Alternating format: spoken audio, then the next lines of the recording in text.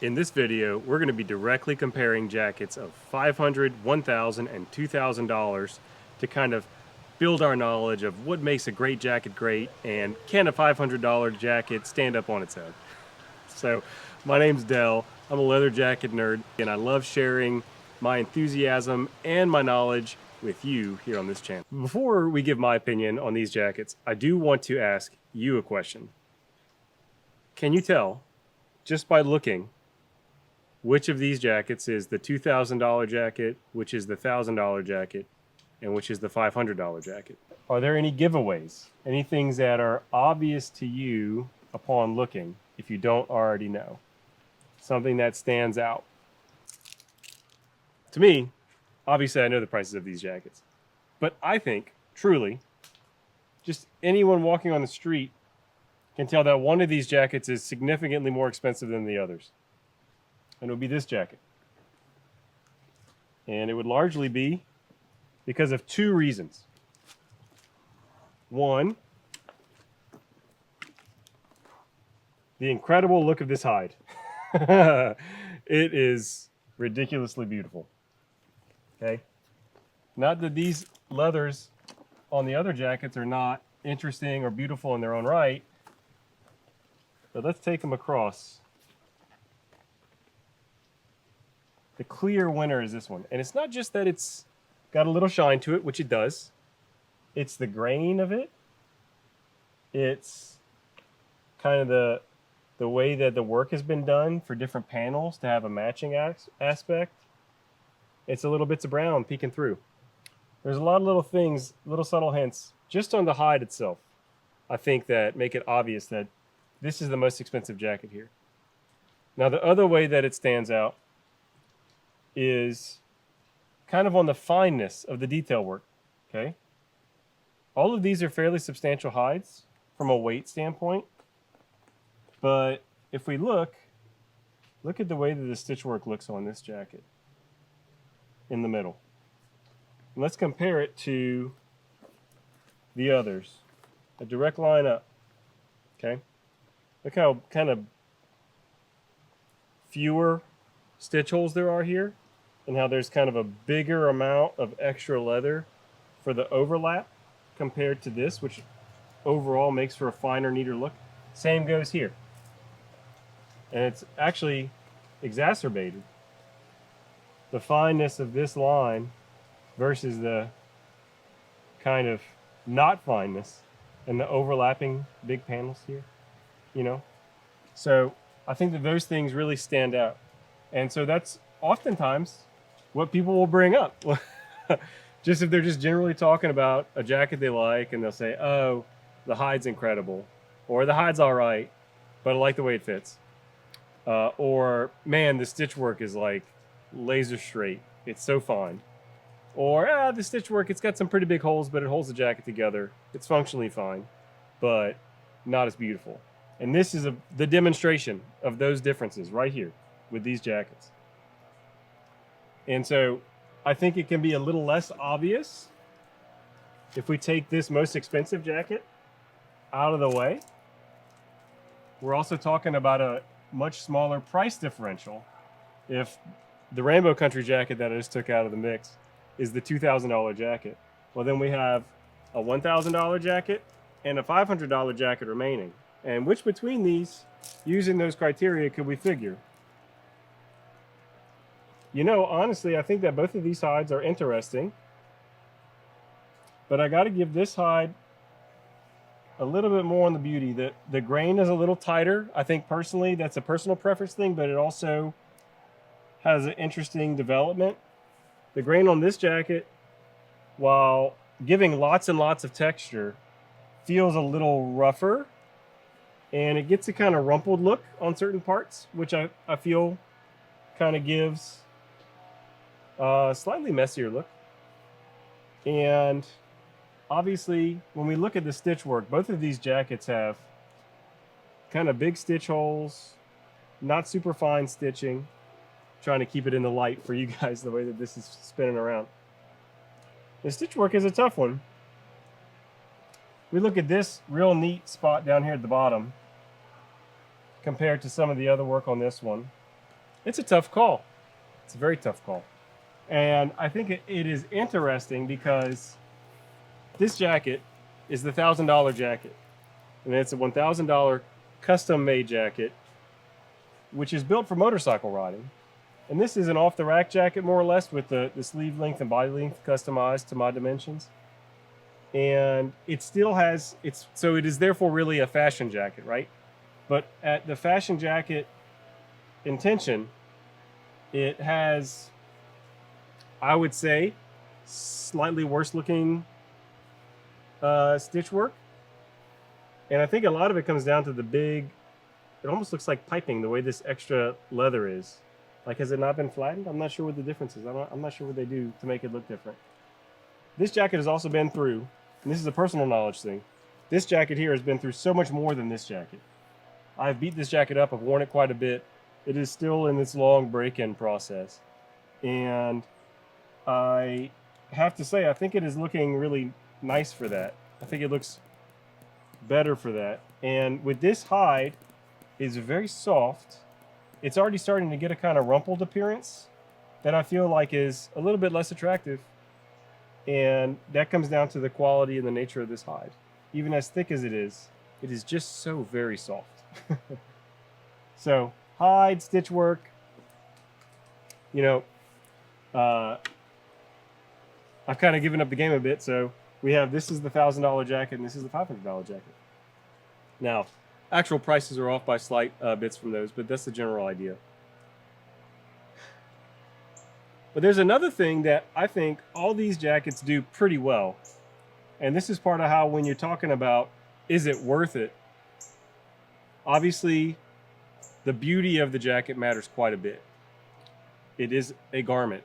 It is meant to be worn. You want to look good while wearing it, so it should look good. But I gotta say, you know, it often comes back to, aside from all the details on the stitch work and all that kind of stuff, if the jacket fits right, it's gonna look good. And this comes through obviously with leather jackets, but it's a perennial conversation in men's clothing, men's wear. If the fit is right, the fit will look good, even if it's a less expensive fit. And so obviously, if we're talking about a fit that's right and it's more expensive items, then they just look even better and more polished. So let's start at the bottom up, trying on these jackets so you can see how they fit and how that looks on the body. First up, it's the Master Supply Co. This is a Daytona Reload. Ooh.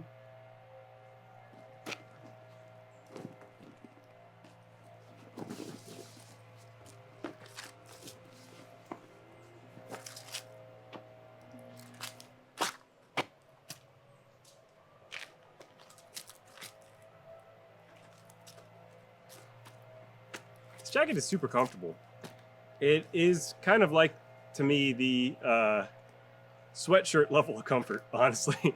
The leather is very soft and kind of squishy a little bit, and it has some good breathing on the lining, and it just feels easy to wear. I would say the only place that I'm really aware of this jacket being like slightly uncomfortable on the body is when zipped, this bunched up area on the wrists. Still kind of annoys me, but that's $500, $466 or whatever currently at retail. Let's check out 1,000. Now, this is a custom Timberline from Langlet's. It's in a medium weight cowhide. And this jacket is built to my dimensions. And it feels like it. Feels incredible on really robust materials. I would say this jacket is not yet broken in. And that's the truth of it. It's quite comfortable, and just like, I personally like wearing it at least a little bit zipped up. So for $1,000, you have this robust material built to your specifications, this robust hardware. We didn't talk about other things like hardware and lining adding to cost. We really stuck with the top ticket items. But what's interesting is, with this Master Supply Co jacket, we went from something so soft and very comfortable to something so not soft, but still very comfortable. And I think that is kind of the magic that we get when we pay for this additional amount. Also love the way this jacket looks. But it doesn't have like super fine stitch work or anything like that. It's just robust and well thought out. There's interesting little details on the design, like the way that the stitch work happens down here. They often hide buttons and snaps and stuff in places in the Langlet's designs. And of course it has these elbow pads. So that's $1,000. And so for the $2,000 jacket, it's a Rainbow Country Hercules. This is the only of these 3 jackets that's made in horsehide. And it's made in Japan. That's also something we didn't talk about when it comes to the cost. Made in Pakistan, made in the United States, and this jacket is made in Japan. The lining on this jacket is a kind of a mid-weight Melton wool. Now what's interesting is that we go from off the rack to custom to once again off the rack. And the kind of one of the amazing things about this Rainbow Country jacket is from a fit and comfort standpoint, it acts like a jacket that is custom made, but it's just standard sizing. This is on the body. Very comfortable jacket. Not really one good for layering. The best I can do is really like wool flannel from Pendleton. Something like that. Maybe a light wool merino or something like that could also work. But as it is, just feels really good on the body too. So, and it's interesting that it's off the rack that we had to pay the extra to get that comfort a little bit from Langlet's. I think that Schott does this really well and Vanson does this really well, where it's really robust materials that are still comfortable on the body. Cal comes to mind. Any of the really good motorcycle makers do that, where the jacket is comfortable on the body even if the materials are really robust. And coming here, I think if you just walked up to someone on the street and they were wearing one of these 3 jackets, again, it would be obvious that this would be the most expensive. And it's just everything from the hardware to the leather to the lining that you kind of see that. And so whenever I'm giving reviews and talking about those kind of things to bring it back, this is why from this comparison. And I think as you work to build your own leather jacket collection or to buy a leather jacket that you want, it kind of helps to compare these, because maybe you decide there's no way in hell I'm ever spending $2,000 on a jacket. Like this look is not something that makes sense for you to spend that money. Okay, well that's fine. At least now you can say, I understand what the comparison is about. And I can feel good about my purchase because I have that understanding and I'm not just making guesses here. Now, obviously, the best information comes from in-person use. And I think this is something that becomes a question very often, where people are trying to justify a purchase or figure out how much to spend. And it's essentially impossible to know until you try. Some people can buy this Master Supply Co. jacket, and that'll be the only leather jacket they ever need for the next 10 years. You know, this kind of reminds me of myself when I was in high school. I got a leather jacket from J. Crew or Banana Republic, I'm forgetting right now. And I loved that jacket and I wore it for years until it basically fell apart. And you know, that was the only jacket I had, leather jacket I had for quite some time. If you fall into that bucket, then going above $500 might very well be prohibitive. But if you are looking at more expensive options and you're like, oh, well, what do I get as I go up? You know, comparable in price to this Langlet's is Schott jackets. A little bit cheaper would be Vanson. You know, maybe Cockpit USA. And you get these really, like a step up in materials, maybe a small step up in construction, and maybe the fit works a little better. And then as you go to the much more expensive ones, you know, you can get all sorts of different awesome things. This is an example, and I think one of the things that's interesting as you go way up in price, what's offered really changes too in a dramatic way. And I think that Almost Vintage Style, Jake really touched on this, which is that you can get jackets that are like made to be the exact specifications of ones that were from the 50s once you get into that $2,000, $1,500, $2,500 range, or like Freewheelers jackets, which both recreate things that were exactly as they were back in the time and have different fits depending on the style, or playful recreations of those things with a bunch of different materials all in one jacket. And that's a $3,000 jacket. It's got all that and it fits great, So, I mean, it, like with so many things, every time you go up steps in like orders of magnitude of price, you also kind of can unlock orders of magnitude in different options.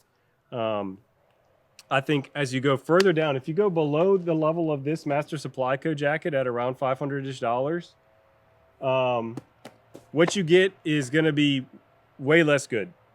And I just want to mention this because we are talking about, is it worth it, and price comparisons. And I think you can find things for over $2,000 that are worth it if it's what you're looking for, because that's the nature of it. It's something built to a specific niche. And if that Freewheelers La Brea is like all of the design features you really want, it's got the look you really want and the leather you really want, built to the highest standard, and that's something that's a grail for you and you want to spend the money, great. Okay, fine. If you're looking for a less expensive jacket that kind of fits a certain look or style, if you go much under $500, you start running into jackets that just aren't as good. And you might be able to get something that's kind of like an echo of a style. Like there's an engraving and someone has the wax paper, and you go and you do the rubbing and you have something that's like the impression of the thing you want versus the actual thing you want.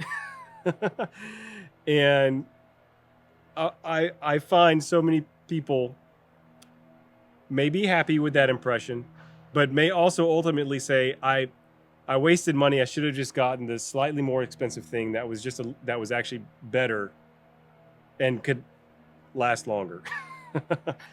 So you kind of have to determine what it is you're going for and make your choice from there. Thank you for joining me comparing these three jackets. And I'm curious what other kind of questions you have about big price bucket jumps and what you get and is it worth it. And I'd love to answer your questions in the comments. Thanks.